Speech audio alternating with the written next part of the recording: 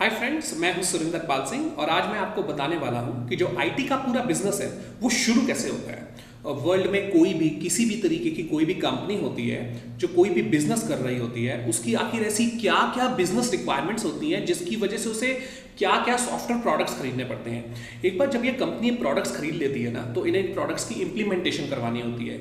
इनकी अपने हिसाब से कस्टमाइजेशन करवानी होती है, तो इसको हम कहते हैं प्रोजेक्ट्स, आईटी प्रोजेक्ट्स। तो ये आईटी प्रोजेक्ट्स इन बिजनेस कर रही कंपनीज को करके देती हैं वो कंपनीज जो आईटी सर्विसेज प्रोवाइड करती हैं। आईटी सर्विसेज प्रोवाइड करने वाली companies, right, for example TCS, Wipro, Infosys, HCL, Cognizant, Accenture, etcetera etcetera. Of course in companies के और भी लाइंस ऑफ बिजनेस है, किसी कंपनीज के अपने बीपीओ हैं, किसी कंपनीज के अपने प्रोडक्ट्स भी हैं, लेकिन आईटी सर्विसेज भी प्रोवाइड करती हैं।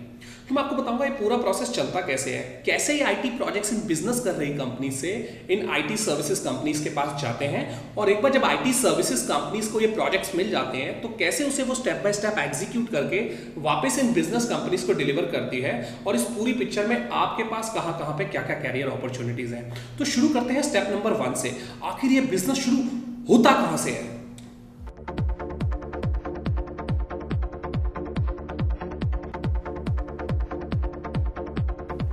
अब आप आईटी को एक सेकंड के लिए भूल जाइए, मुझे सिर्फ ये बताइए पूरे वर्ल्ड में, चाहे अमेरिका हो, यूरोप हो, एशिया हो, पूरे वर्ल्ड में बिजनेस चल क्या क्या रहा है, क्या क्या बिजनेस चल रहा है पूरे वर्ल्ड में। सोचिए एक मिनट के लिए, आप रोज अपने आसपास देखते हैं क्या बिजनेस चल रहा है पूरे वर्ल्ड में।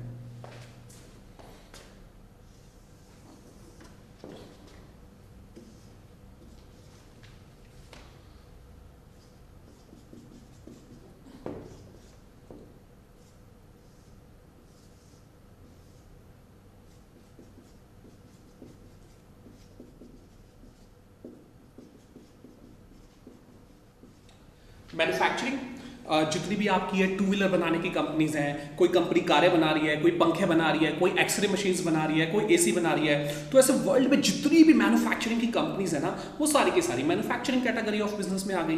तो मैन्युफैक्चरिंग के अलावा और क्या बिजनेस चल रहा है पूरे वर्ल्ड में।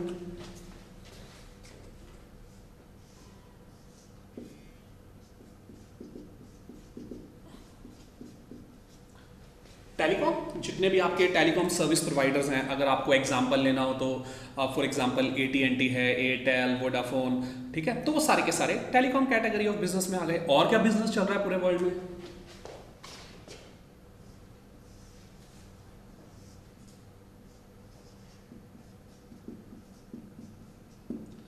BFSI, banking, financial, securities, insurance.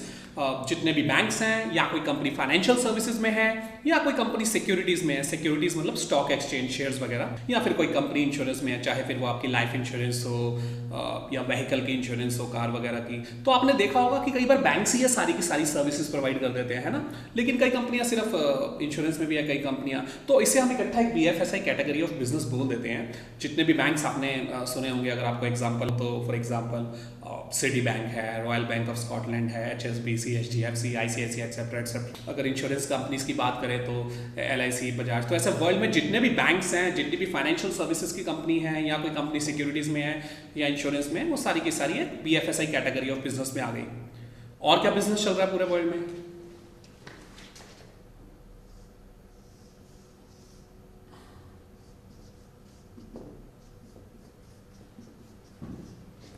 Retail, जितनी भी आपकी रिटेल चेन्स हैं, फॉर एग्जांपल वॉलमार्ट है। और क्या बिजनेस चल रहा है पूरे वर्ल्ड में।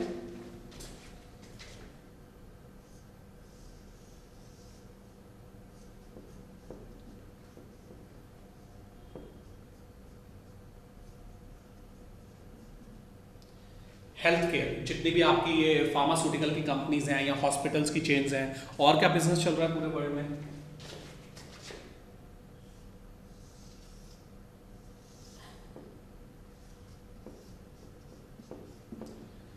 गवर्नमेंट, ना, government is not a business. Government itself कोई गवर्नमेंट बिजनेस नहीं है, लेकिन गवर्नमेंट अपने जो प्रोजेक्ट्स है वो तो बाहर से कराती है, और कंपनीज गवर्नमेंट को चार्ज भी करती हैं, पेमेंट भी लेती है गवर्नमेंट से। तो गवर्नमेंट अपने प्रोजेक्ट्स तो बाहर से कंपनी से करवाती है ना।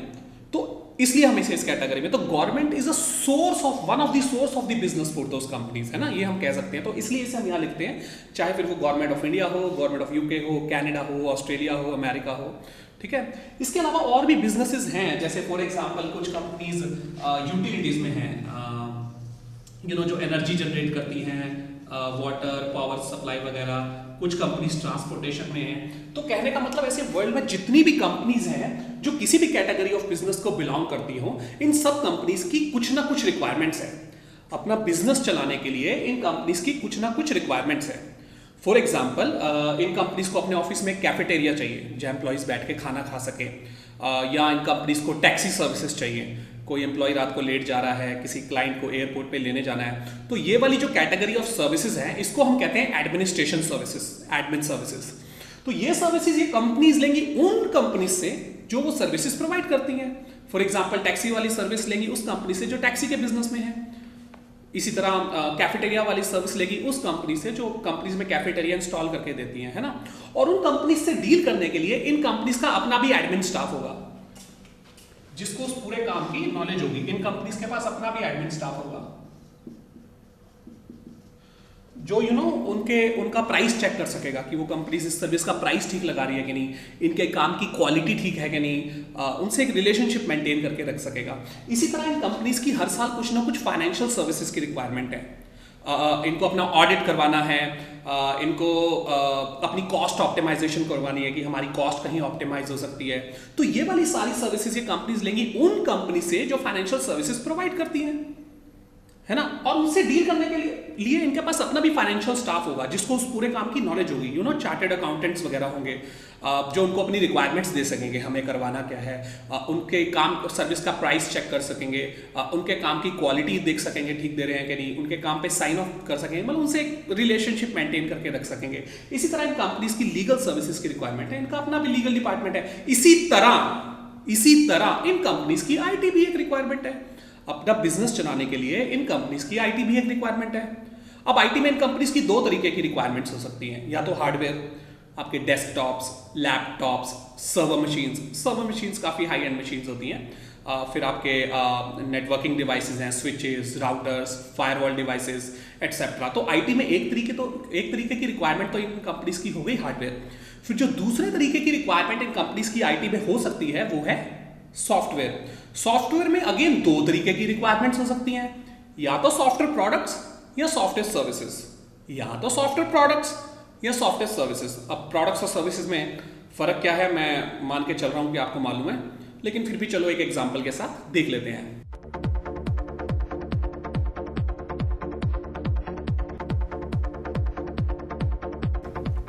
अब प्रोडक्ट्स और सर्विसेज में फर्क क्या है, जैसे मान लो आपके पास एक प्लॉट है, पीस ऑफ लैंड, आप उस पर घर बनवाना चाहते हो, तो आप क्या करोगे, मार्केट से जाके सीमेंट ले आओगे, ईंटें ले आओगे, बिजली की तारें ले आओगे, प्लम्बिंग का, सफेदी का सामान। तो ये सीमेंट, ईंटें वगैरह ये सारे के सारे प्रोडक्ट्स हैं, और हर प्रोडक्ट में कंपटीशन है। सीमेंट भी 25 तरीके की कंपनीज बना रही हैं, ईंटें भी कई कंपनियों की आती है। तो जो आपको लगता है कि बेस्ट क्वालिटी की है या जो आपके बजट में बेस्ट फिट हो सकता है आप ले आओगे। लेकिन क्या ये सारे प्रोडक्ट्स खरीदने के बाद, सीमेंट, ईंटें, क्या आप घर बना लोगे? नहीं, क्योंकि वो आपका बिजनेस नहीं है। आप जाओगे एक सर्विस प्रोवाइडर के पास, एक कॉन्ट्रैक्टर के पास, या जिसे हम कहते हैं एक ठेकेदार के पास। वो आपको आर्किटेक्ट देगा, इंटीरियर डिजाइनर देगा, इलेक्ट्रिकल इंजीनियर देगा, प्लम्बर देगा, मिस्त्री। तो बेसिकली वो आपका ये पूरा घर जो प्रोजेक्ट है वो करके देगा।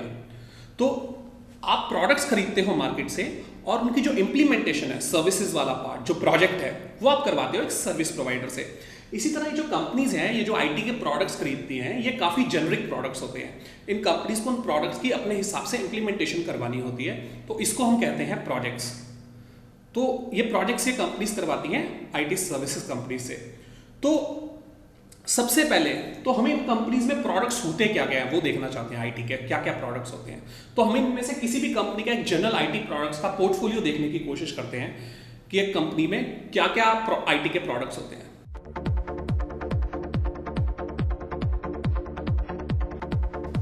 ठीक है,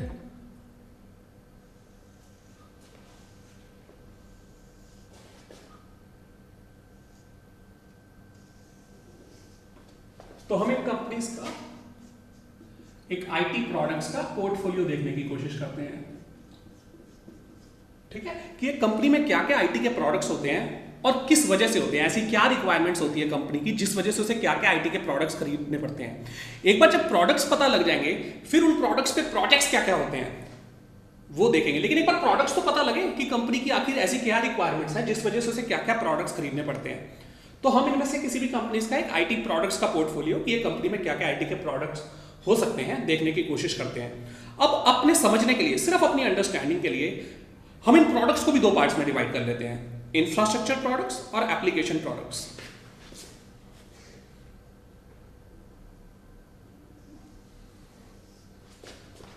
सिर्फ अपनी अंडरस्टैंडिंग के लिए हम इन प्रोडक्ट्स को दो पार्ट्स में डिवाइड कर लेते हैं, इंफ्रास्ट्रक्चर प्रोडक्ट्स और एप्लीकेशन प्रोडक्ट्स। ठीक है, इंफ्रास्ट्रक्चर में आ गया आपका हार्डवेयर, आपके डेस्कटॉप्स, लैपटॉप्स,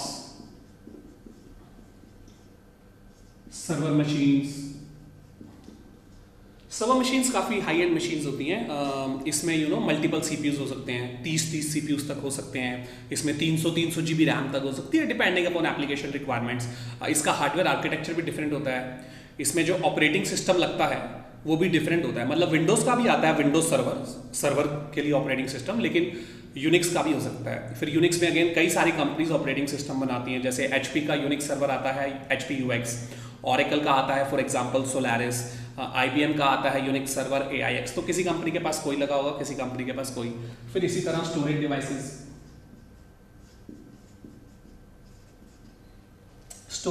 जो हैं ये जैसे किसी कंपनीज की बहुत ज़्यादा स्टोरेज की रिक्वायरमेंट है, पिछले 10 साल का डेटा स्टोर करना है या कोई वीडियो स्टोर करने हैं। ऐसे मान लो किसी कंपनी का 300 टेट्राबाइट, किसी का 500, किसी का 1000, 2000 टेट्राबाइट की रिक्वायरमेंट है डेटा स्टोरेज की।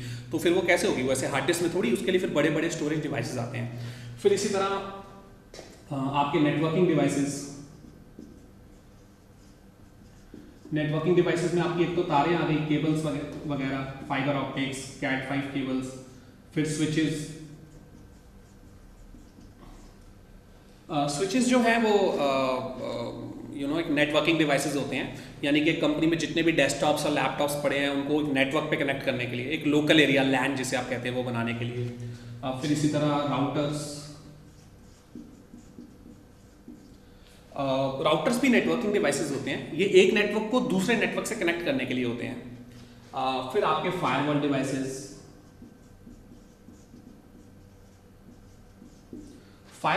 सिक्योरिटी के लिए होते हैं। मतलब इसमें जो है कंपनीज इस तरीके से इंप्लीमेंटेशन करवा सकती हैं कि मेरे नेटवर्क से किस नेटवर्क पे डेटा जा सके, किस नेटवर्क से मेरे नेटवर्क पे डेटा आ सके, किस यूजर को किस किस नेटवर्क एप्लीकेशन पे एक्सेस है। तो मतलब पूरी एक कंप्लीट सिक्योरिटी की मेरे नेटवर्क से किस किस नेटवर्क पे डेटा जा सकता है, किस नेटवर्क से मेरे नेटवर्क पे डेटा आ सकता है, तो सिक्योरिटी के लिए। फिर इसी तरह सिक्योरिटी सर्टिफिकेट्स,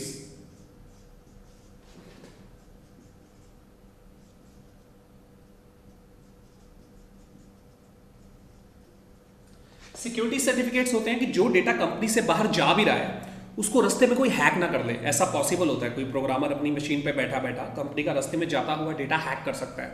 तो अगर कंपनीज ने सिक्योरिटी सर्टिफिकेट्स अच्छे से इंप्लीमेंट किए हुए हैं तो वो ऐसे कोई डेटा हैक नहीं कर पाएगा। फिर इसी तरह VPN होता है वर्चुअल प्राइवेट नेटवर्क। इसका अगर मैं आपको एक एग्जांपल दूं तो मान लो एक कंपनी का एम्प्लॉय है जो अपने घर पे बैठा है, इंटरनेट पे बैठा हुआ है। तो इंटरनेट भी तो एक नेटवर्क है ना, इंटरनेट भी एक नेटवर्क है। तो अगर उसकी कंपनी में VPN लगा है तो वो इंटरनेट पे बैठे बैठे अपनी कंपनी के नेटवर्क से कनेक्ट कर सकता है VPN से। तो उसने एक नेटवर्क के अंदर एक सिक्योर नेटवर्क बना दिया ना, तो वो अपने कंपनी के प्राइवेट नेटवर्क से जुड़ गया, जो रियली में प्राइवेट नेटवर्क नहीं है लेकिन वर्चुअली एक तरह से प्राइवेट नेटवर्क। तो एक तरह से वो कंपनी के अंदर ही बैठा है, समझो। वो जो जो काम कंपनी में बैठ के कर सकता था, जैसे ईमेल्स चेक कर सकता था, जिन जिन सर्वर मशीन्स पे उसको एक्सेस थी, तो वो सारे काम वो VPN के थ्रू कर पाएगा। तो ये एक एग्जाम्पल था VPN का। फिर इसी तरह SSO होता है सिंगल साइन ऑन। एक कंपनी में काफ़ी सारी एप्लीकेशंस होती हैं जो मैं अभी आपको बताऊंगा। तो एक एम्प्लॉय को मान लो 4-5 अलग अलग एप्लीकेशंस पे एक्सेस चाहिए, तो उसका हर एप्लीकेशन में यूज़र आईडी पासवर्ड ऐसे बनाना पड़ेगा ना। तो अगर कंपनी ने SSO इंप्लीमेंट किया हुआ है तो उस एम्प्लॉय को सिर्फ एक ही एप्लीकेशन में एक ही बार अपने यूजर आईडी पासवर्ड से लॉग ऑन करना पड़ेगा और बाकी सारी एप्लीकेशंस वो फिर एक्सेस कर सकता है। फिर इसी तरह डेस्कटॉप एप्लीकेशंस भी हम इधर प्लेस कर देते हैं अपनी अंडरस्टैंडिंग के लिए। मतलब जो एप्लीकेशंस जो कंपनी अपने एम्प्लॉयज़ के डेस्कटॉप्स लैपटॉप्स पे इंस्टॉल करवाती है, आपका ऑफिस हो गया, एडिटर्स हो गए, एडोब रीडर वगैरह, ठीक है। तो इस तरह के सारे प्रोडक्ट्स हम अपनी अंडरस्टैंडिंग के लिए इंफ्रास्ट्रक्चर में काउंट करते हैं। अब हम आते हैं एप्लीकेशंस पे, ठीक है। एप्लीकेशन में सबसे पहले हम बात करते हैं वेब एप्लीकेशंस की।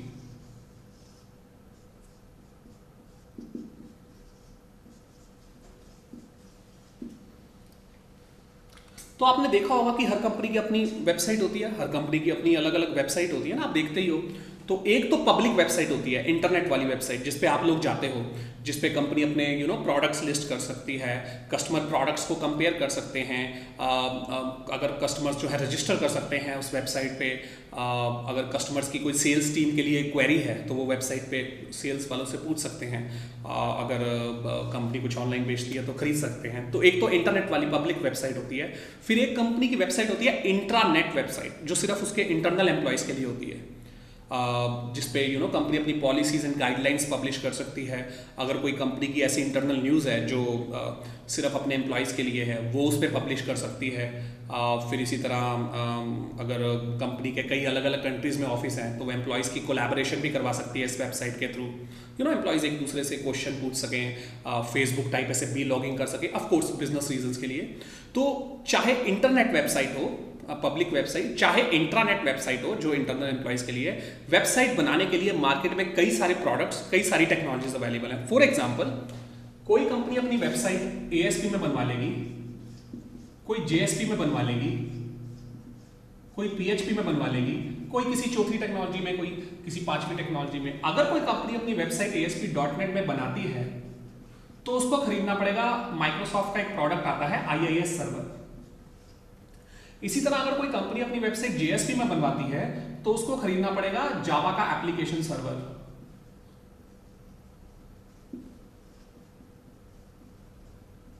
Java application server, again application server जो है कई सारी कंपनीज बनाती हैं। फॉर एग्जांपल, ऑरेकल कंपनी का एक एप्लीकेशन सर्वर आता है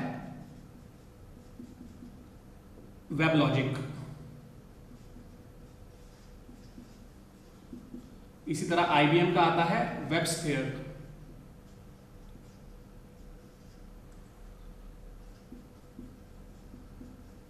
इसी तरह एक ओपन सोर्स जावा सर्वर भी आता है JBoss।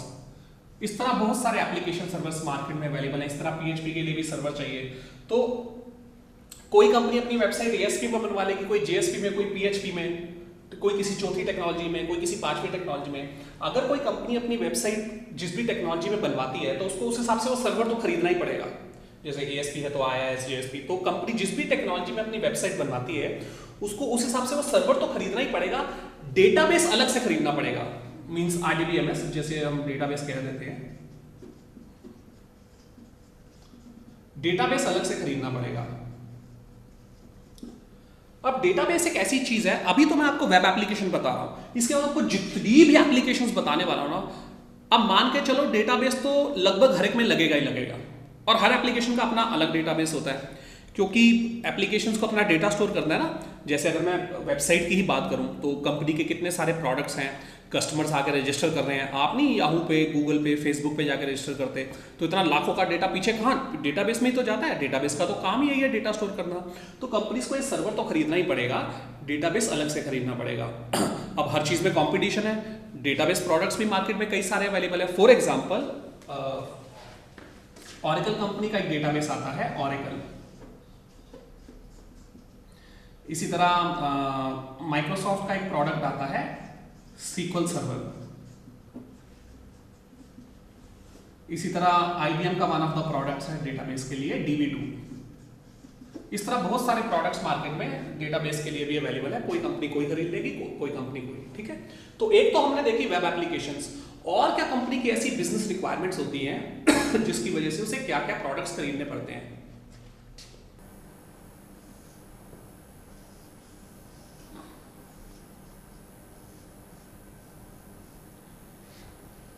ECM, enterprise content management. Content management के लिए पहली बात तो कंटेंट होता क्या है। एक कंपनी में बहुत सारे डॉक्यूमेंट्स होते हैं, जैसे इनवॉइसेस हैं, वाउचर्स हैं, लीगल डॉक्यूमेंट्स हैं। तो स्पेशली बड़ी कंपनीज में ये सारे के सारे इलेक्ट्रॉनिकली स्टोर होते हैं। तो जब इलेक्ट्रॉनिकली स्टोर होते हैं तो इसमें कई सारी रिक्वायरमेंट्स निकल के आती हैं। जैसे कि अगर मान लो एक कंपनी है, उसमें 1 लाख इन्वॉइसेस इकट्ठी हो गई।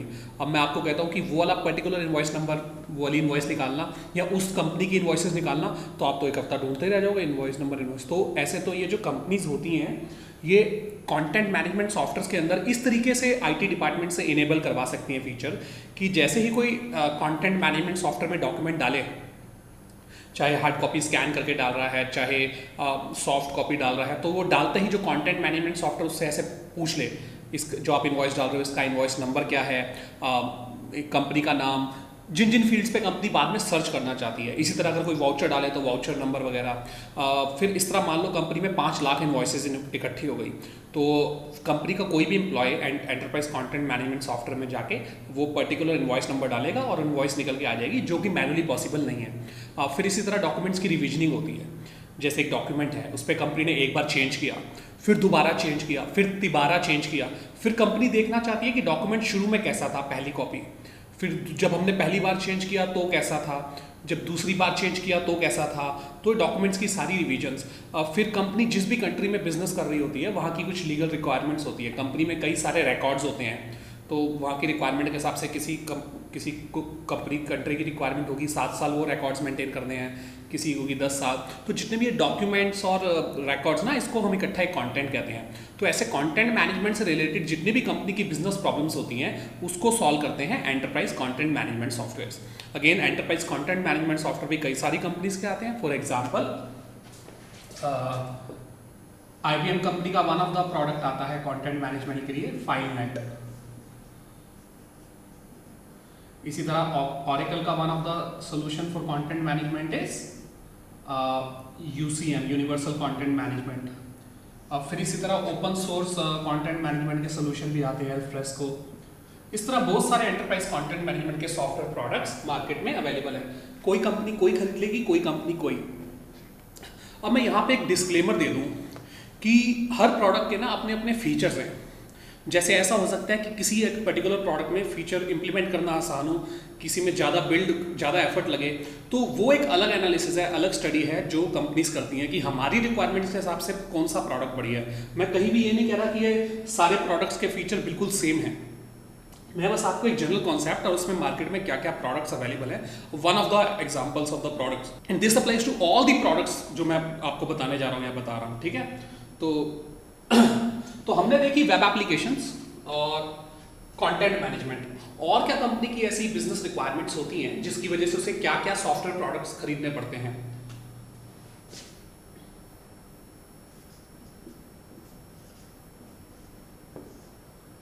ERP, एंटरप्राइज रिसोर्स प्लानिंग, कहने को तो एक वर्ड है लेकिन आप मान के चलो कि इसमें कंपनी का पूरा ही कोर बिजनेस आ गया। एक ERP सॉफ्टवेयर के अंदर कंपनी के काफ़ी सारे अलग अलग डिपार्टमेंट्स काम करते हैं, इसलिए ERP में काम करने के लिए अलग अलग डिपार्टमेंट्स के लिए अलग अलग मॉड्यूल्स होते हैं। फॉर एग्जाम्पल ERP में एक मॉड्यूल होता है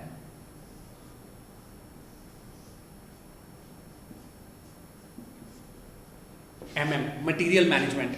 अब कोई भी कंपनी कोई प्रोडक्ट बना रही है, तो जैसे कोई कार बना रही है, AC बना रही है, तो उसको कुछ रॉ मटेरियल चाहिए।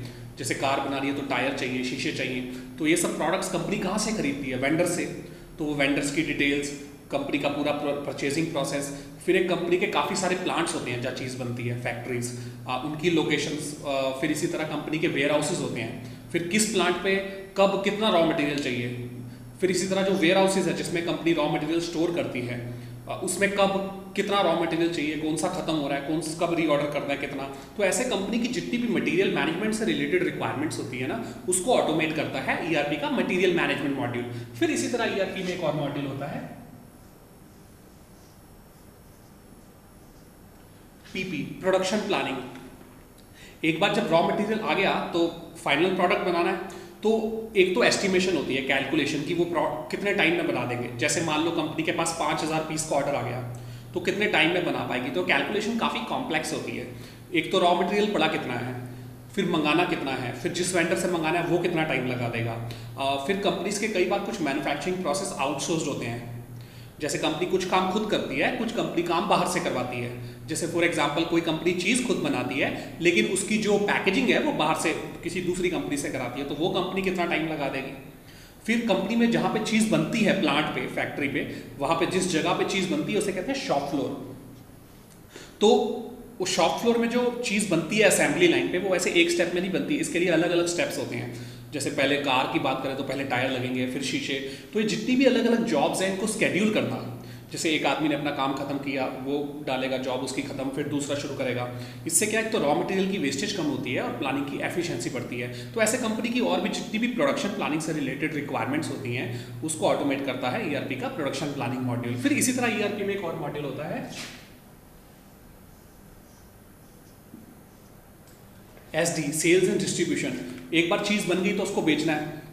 अब ज़रूरी नहीं है कि जिस कंट्री में उस कंपनी ने चीज़ बनाई वहीं बिके, कई हो सकता है कई अलग अलग कंट्रीज़ में जाके बिके, तो वहाँ पे शिप करनी है तो कंपनी के शिपिंग पार्टनर्स होते हैं अलग अलग कंट्रीज़ में शिप करने के लिए। अब फिर इसी तरह कंपनी का पूरा डिस्ट्रीब्यूटर नेटवर्क होता है, होलसेलर नेटवर्क होता है, रिटेलर नेटवर्क होता है, वो सारी डिटेल्स। अब फिर कंपनी जब कस्टमर को कुछ बेचती है तो उसको बिल देना होता है, फिर वो बिल जनरेट करना, फिर अगर कोई कस्टमर कैंसिल कर देता है ऑर्डर तो उसकी वो डिलीवरी ब्लॉक करना।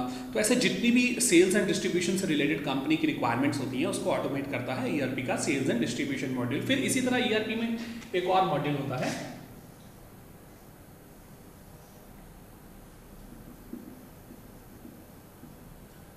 फाइनेंशियल्स। कंपनी की जितनी भी फाइनेंस से रिलेटेड रिक्वायरमेंट्स हैं, जैसे कंपनी ने बिजनेस करने के लिए लोन कितना ले रखा है, कंपनी के पास कैश कितना है, कंपनी का पैसा कहाँ कहाँ इन्वेस्टेड है, कंपनी की लाइबिलिटीज़ क्या हैं, एसेट्स क्या हैं, फिर टैक्स कैलकुलेशन होती है। एक कंपनी में कई तरीके के टैक्स होते हैं। जैसे फॉर एग्जांपल अगर कोई कंपनी मैन्युफैक्चरिंग कर रही है तो उस पर एक्साइज लगता है, कोई सेल्स में है तो सेल्स टैक्स लगता है, अगर कोई कंपनी सर्विसेज में है जैसे टेलीकॉम कंपनी तो उस पर सर्विस टैक्स लगता है, अगर कोई कंपनी अपना रॉ मटेरियल बाहर किसी दूसरी कंट्री से मंगाती है तो उस पर इम्पोर्ट ड्यूटी लगती है। तो इस सारे टैक्सेस की कैलकुलेशन, फिर इस तरह कॉस्ट कंट्रोलिंग है। तो ऐसे जितने भी कंपनी के फाइनेंशियल्स रिक्वायरमेंट्स होती हैं उसको ऑटोमेट करता है ईआरपी का फाइनेंशियल्स मॉड्यूल। फिर इसी तरह ईआरपी में एक और मॉड्यूल होता है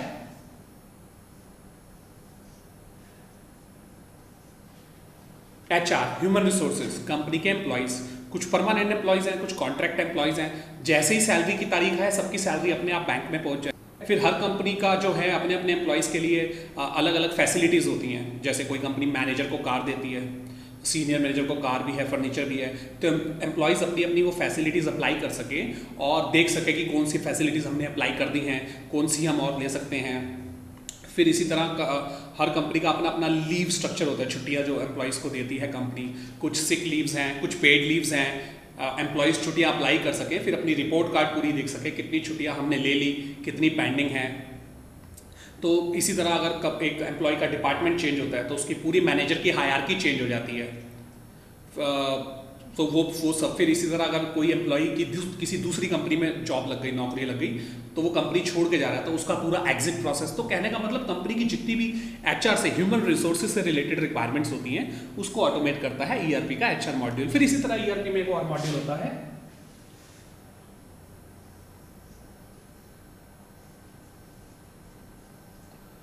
सीआरएम, कस्टमर रिलेशनशिप मैनेजमेंट, जो कस्टमर से रिलेशनशिप मैनेज करने के काम आता है। तो ऑब्वियसली इसको या तो सेल्स वाले यूज़ करेंगे या सर्विस वाले जो कस्टमर से डील करते हैं। तो अगर मैं सेल्स वालों की बात करूं तो एक सेल्स पर्सन कई सारे कस्टमर से फॉलो अप कर रहा होता है, जो उसको लीड्स आई होती हैं, तो किस किस कस्टमर से क्या क्या बात हुई। फिर कई बार कस्टमर कोटेशन मंगाता है कि अगर मैं आपको 5000 पीस का ऑर्डर दूँ तो कितने में लगा दोगे, तो वो कोटेशन जनरेट करनी। फिर वो कोटेशन भी हर कस्टमर की प्रोफाइल के हिसाब से अलग देनी होती है। फिर अगर कस्टमर ऑर्डर बुक कर दे कि हाँ मुझे कोटेशन पसंद आ गई तो वो ऑर्डर बुक करना।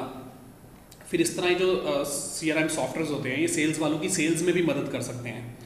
जैसे कि ये पैटर्न डिटेक्ट कर लेते हैं कस्टमर का और सेल्स पर्सन को बता सकते हैं। फॉर एग्जांपल जैसे कस्टमर 2-3 प्रोडक्ट्स के बारे में बार बार पूछ रहा है अलग अलग, तो वो सेल्स वाला CRM में वो डिटेल्स डाल रहा है ना, तो CRM सॉफ्टवेयर कैलकुलेट करके बता सकता है सेल्स वाले को कि इन प्रोडक्ट्स में कुछ कॉम्बो देख रहा है जो शायद सेल्स वाले को खुद ना पता लगे। इसी तरह अगर कोई कस्टमर बार बार प्राइस चेक कर रहा है किसी चीज़ का, तो इसका मतलब वो कुछ डिस्काउंट चाहता है उसके अंदर। तो वो CRM सॉफ्टवेयर इस तरह कस्टमर के पैटर्न्स डिटेक्ट करके सेल्स वाले को बता सकता है, जिसमें वो सेल्स वाले की हेल्प कर सकता है। फिर इसी तरह अगर मैं सर्विस की बात करूँ तो आप नहीं कभी सर्विस सेंटर पे जैसे कॉल करते हैं, आपको एक सर्विस रिक्वेस्ट नंबर मिलता है, आपसे अभी तक क्या क्या बात हुई। फिर इस तरह जो सर्विस सेंटर वाले हैं वो CRMs को अपने टेलीफोन सिस्टम से भी इंटीग्रेट कर सकते हैं।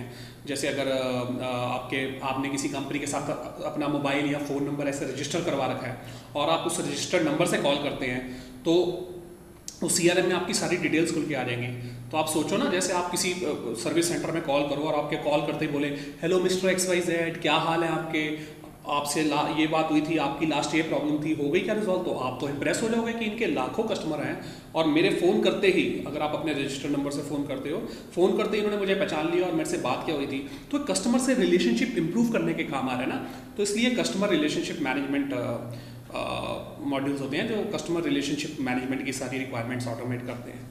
ठीक है, इस तरह ERP में और भी मॉड्यूल्स होते हैं, जैसे SRM है, supplier relationship management, plant maintenance है। ये ज़रूरी नहीं है कि हर कंपनी सारे मॉड्यूल्स यूज़ करे, ज़रूरी नहीं है कि हर कंपनी सारे मॉड्यूल्स यूज़ करे। जैसे मान लो कोई कंपनी मैन्युफैक्चरिंग में है ही नहीं, तो वो प्लांट मेंटेनेंस मॉड्यूल का क्या करेगी। तो ये ज़रूरी नहीं है हर कंपनी सारे मॉड्यूल यूज़ करे। दूसरा, ये जितने भी मॉड्यूल्स हैं ये कहने को तो अलग अलग मॉड्यूल्स हैं और इस पे कंपनी के अलग अलग डिपार्टमेंट ही काम करते हैं। जैसे फाइनेंस पे कौन काम करेगा, कंपनी का फाइनेंस डिपार्टमेंट, HR पे HR वाले, CRM पे सेल्स वाले, सर्विस वाले, मटेरियल मैनेजमेंट पे कौन काम करेगा, कंपनी का परचेजिंग डिपार्टमेंट जो कंपनी के लिए रॉ मटेरियल ऑर्डर करता है। तो कहने के लिए तो अलग अलग मॉड्यूल्स हैं और इनके ऊपर अलग अलग डिपार्टमेंट्स काम करते हैं, लेकिन इन सबको एक दूसरे की इंफॉर्मेशन चाहिए, यानी कि ये सारे सिंक में रहने चाहिए। जैसे फॉर एग्जांपल किसी परचेजिंग वाले ने अगर रॉ मटेरियल ऑर्डर किया तो प्रोडक्शन प्लानिंग को पता होना चाहिए, क्योंकि वो फिर बनाना है प्रोडक्ट, उसको पता होना चाहिए मेरे पास रॉ मटेरियल कितना पड़ा है। इसी तरह अगर कंपनी की कोई सेल्स हुई तो कंपनी के लिए रिवेन्यू है ना, कंपनी के पास पैसा आ रहा है, तो फाइनेंस मॉड्यूल को पता होना चाहिए, क्योंकि जो फाइनेंस वाला बंदा है वो तो फाइनेंशियल्स में जाके कंपनी की इमीडिएट हालत देख सकता है एक सेकंड पहले की, तो फाइनेंस मॉड्यूल को इमीडिएटली पता होना चाहिए। फिर इसी तरह अगर HR में एम्प्लॉइज़ की सैलरी गई तो कंपनी की कॉस्ट है ना एम्प्लॉइज़ की सैलरी, तो वो भी फाइनेंस मॉड्यूल को पता होनी चाहिए। फिर इसी तरह अगर मान लो CRM में किसी सेल्स वाले ने कस्टमर को कोटेशन दी और कस्टमर अप्रूव कर देता है उस कोटेशन को, तो जैसे ही वो सेल्स वाला इसमें ऑर्डर बुक करता है इमीडिएटली प्रोडक्शन प्लानिंग को पता होना चाहिए, क्योंकि वो फिर चीज़ बनानी शुरू कर दी है। तो इसका डेटा इसको, इसका डेटा, तो ये सिंक्रोनाइज रहने चाहिए। तो इसके लिए ERP सॉफ्टवेयर में ट्रिक क्या होती है, जो ERP सॉफ्टवेयर होते हैं उसमें पीछे एक सिंगल इंटीग्रेटेड डेटाबेस होता है।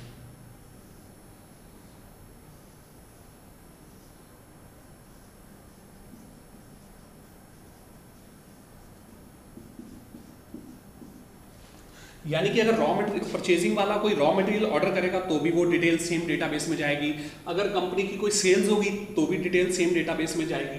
फिर जब फाइनेंस वाला उस मॉड्यूल में देखेगा फाइनेंस कंपनी की फाइनेंशियल हालत, तो क्योंकि वो सेम डेटाबेस से डेटा उठ के आएगा तो उसको कंपनी की इमीडिएटली करंट स्नैपशॉट दिखेगी। फिर इसी तरह अगर कोई सेल्स वाला कस्टमर को कोटेशन देता है और कस्टमर ऑर्डर बुक कर देता है तो वो भी जब वो ऑर्डर बुक करेगा तो सेम डेटाबेस में जाएगा। फिर जब प्रोडक्शन प्लानिंग वाला खोल के देखेगा कि आज मुझे काम करना क्या है, तो उसी डेटाबेस से डेटा उठ के आएगा तो उसको वो वाला डेटा दिखेगा। तो इस तरह से एक सिंगल इंटीग्रेटेड डेटाबेस होता है जिसकी वजह से सारे मॉड्यूल्स आपस में सिंक में रहते हैं। ERP के लिए भी मार्केट में कई सारे सॉफ्टवेयर प्रोडक्ट्स अवेलेबल हैं। फॉर एग्जांपल मार्केट में ERP के लिए प्रोडक्ट आता है SAP, इसी तरह Oracle कंपनी का, जिनका मैंने आपको डेटाबेस भी बताया था और ECM भी बताया था, उनका भी वन ऑफ द प्रोडक्ट्स आता है Oracle E-Business Suite। इस तरह माइक्रोसॉफ्ट का और बहुत सारे ERP सॉफ्टवेयर प्रोडक्ट्स मार्केट में अवेलेबल है। कोई कंपनी कोई खरीद लेगी, कोई कंपनी कोई, डिपेंडिंग अपॉन इट्स रिक्वायरमेंट्स। ठीक है, अब ये जितने भी ERP के मॉड्यूल्स हैं ना, ये सारे के सारे अपने आप में पूरे पूरे प्रोडक्ट्स हैं। ठीक है, तो कई कंपनियां तो पूरा ERP बनाती हैं, जैसे मैं आपको बता रहा हूँ। कई कंपनियां जो आप इसमें सिर्फ एक मॉड्यूल देख रहे हो उसमें पूरा पूरा प्रोडक्ट आता है मार्केट में। फॉर एग्जाम्पल मार्केट में कई प्रोडक्ट सिर्फ CRM के लिए अवेलेबल है, सिर्फ CRM के लिए।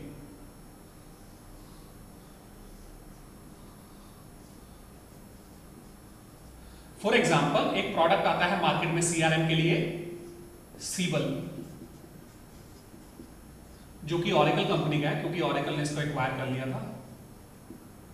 इसी तरह Amdocs करके कंपनी है, उनका भी CRM के लिए सॉल्यूशन आते हैं। इसी तरह Salesforce करके salesforce.com है, उनके भी आते हैं। इस तरह बहुत सारे प्रोडक्ट्स मार्केट में CRM के लिए अवेलेबल है। फिर इसी तरह मार्केट में सिर्फ HR के लिए भी प्रोडक्ट्स आते हैं। फॉर एग्जाम्पल मार्केट में एक प्रोडक्ट आता है HR के लिए, PeopleSoft।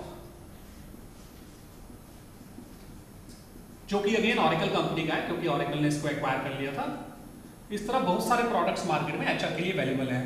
तो ये मैं आपको इसलिए बता रहा हूँ कि हो सकता है आप इनमें से किसी कंपनी में कल को देखो उनके प्रोडक्ट्स का पोर्टफोलियो, तो आपको दिखे कि उसमें ईआरपी तो यूज हो ही रहा है, लेकिन सीआरएम के लिए कोई अलग प्रोडक्ट यूज हो रहा है, या ईआर बाकी कामों के लिए ईआरपी यूज हो रहा है लेकिन एचआर के लिए कोई और यूज हो रहा है, या बाकी सब कामों के लिए ईआरपी यूज हो रहा है लेकिन फाइनेंस के लिए कोई और प्रोडक्ट यूज हो रहा है।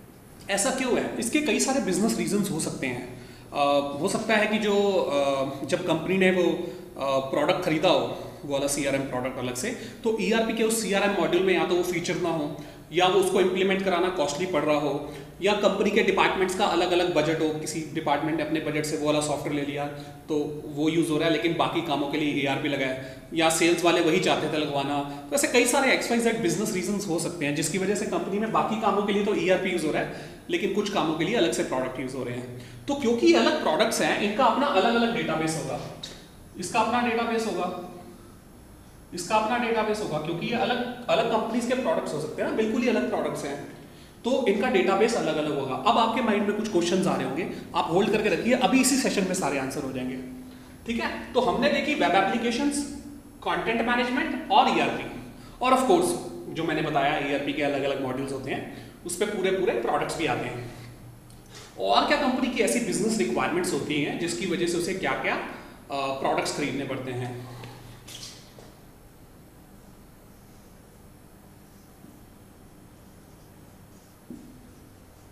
BPM, business process management. एक कंपनी में कई सारे बिजनेस प्रोसेस होते हैं। फॉर एग्जांपल अगर मैं आपको एक छोटा सा एग्जांपल दूं, तो मान लो एक अगर कोई एम्प्लॉय लैपटॉप ऑर्डर करता है तो कंपनी चाहती है कि उसका मैनेजर अप्रूव करे और लैपटॉप ऑर्डर हो जाए।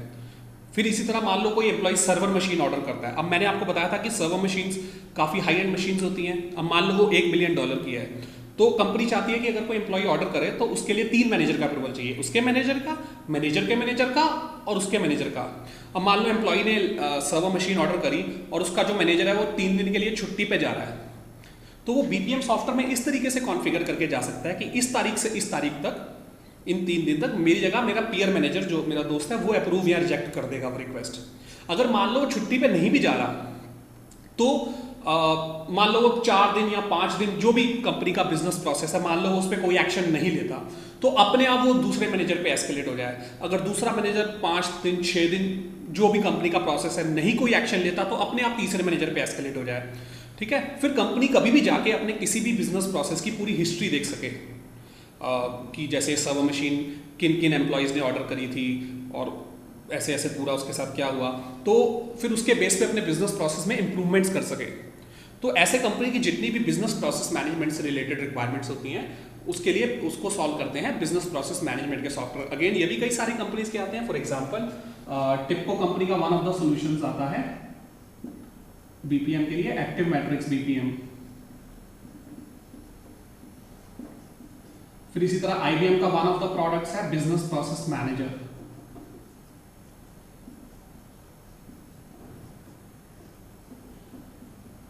फिर इस तरह बहुत सारे प्रोडक्ट्स मार्केट में बीपीएम के लिए अवेलेबल हैं। ठीक है, फिर और क्या कंपनी की ऐसी बिजनेस रिक्वायरमेंट्स होती हैं जिसकी वजह से क्या क्या प्रोडक्ट्स खरीदने पड़ते हैं।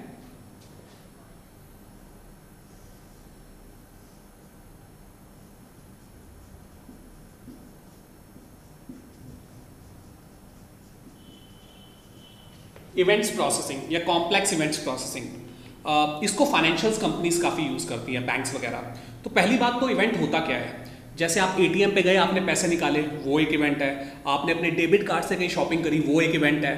तो इस तरह एक बैंक के कई सारे एटीएम्स हैं और आप शॉपिंग तो कहीं भी कर सकते हो। तो इस तरह एक बैंक में रोज के लाखों इवेंट्स हो रहे होते हैं। तो उन इवेंट्स में कुछ पैटर्न हो सकता है जो बैंक की मैनेजमेंट को ऐसे बैंक में बैठे बैठे नहीं पता लगेगा। तो जैसे कि फॉर एग्जाम्पल उस पैटर्न के अंदर कुछ फ्रॉड हो सकता है। फ्रॉड जैसे जो बैंक वाले हैं वो इस तरीके से इनेबल करवा सकते हैं इवेंट्स प्रोसेसिंग सॉफ्टवेयर में कि मान लो एक कस्टमर पिछले 1 घंटे में या 2 घंटे में, जो भी बैंक का बिजनेस रूल है, मान लो कस्टमर पिछले 1 घंटे में एक ही डेबिट कार्ड पे अगर 10 अलग अलग ट्रांजेक्शन करता है तो बैंक की मैनेजमेंट को एसएमएस चला जाए। या कोई कस्टमर जिसने आज तक कभी 10,000 रुपये से ऊपर नहीं निकाले, एकदम 1 लाख रुपये निकालता है, तो बैंक की मैनेजमेंट को एसएमएस चला जाए, है ना। तो फिर जो बैंक का मैनेजर है वो उस कस्टमर को फ़ोन करेगा कि क्या सर आप वाकई में इतनी शॉपिंग कर रहे हो सकता है वो कर भी रहा हो, लेकिन फ्रॉड होने के भी काफ़ी चांस है। फिर इस तरह ये जो सॉफ्टवेयर हैं अप सेलिंग क्रॉस सेलिंग में भी मदद करते हैं। अप सेलिंग क्रॉस सेलिंग क्या होता है, जैसे मैं अगर आपको एक एग्जांपल दूं, जैसे आप नहीं कभी रेस्टोरेंट में बर्गर खाने जाते हैं तो उनको पता है इसको बर्गर के साथ कोला भी चाहिए, तो आपको वो कॉम्बो डील बना के दे देते हैं, तो इससे कंपनी की सेल बढ़ रही है ना। तो इसको अप सेलिंग क्रॉस सेलिंग, तो यही एग्जांपल अगर मैं फाइनेंशियल कंपनीज में लूँ, लेट्स से इंश्योरेंस कंपनीज की बात करते हैं, तो लेट्स से कोई कस्टमर है जो इंश्योरेंस कंपनी की वेबसाइट से कोई इंश्योरेंस पॉलिसी खरीद रहा है, तो अपनी डिटेल्स भरता है, अच्छा ये मेरा नाम है, अब मान लो वो मैरिड है, शादीशुदा, उसका बच्चा भी है, तो वो डिटेल्स भरता है कि हाँ मैं मैरिड हूँ, ये मेरा बच्चा है। जैसे ही वो खरीदने लगता है तो इंश्योरेंस कंपनी को मालूम है कि अगर इसका बच्चा है तो ये अपने बच्चे के लिए भी पॉलिसी देख रहा होगा, तो हो सकता है इसको हमारी चाइल्ड वाली पॉलिसी ना पसंद आ रही हो, तो जैसे ये खरीदने लगे इस कस्टमर को एसएमएस भेज दो कि अगर आप अपने बच्चे की भी पॉलिसी हमारे से लोगे तो आपको एक कॉम्बो बना के डील मिल जाएगी। तो इससे कंपनी की सेल बढ़ रही है ना, तो अप सेलिंग क्रॉस सेलिंग। तो इस तरह fraud detection, up selling, cross selling और कई सारे सिनेरियोज में इवेंट्स प्रोसेसिंग सॉफ्टवेयर मदद करते हैं। अगेन ये भी कई सारी कंपनीज के आते हैं। और क्या कंपनी की ऐसी बिजनेस रिक्वायरमेंट्स होती हैं जिसकी वजह से उसे क्या क्या प्रोडक्ट्स खरीदने पड़ते हैं।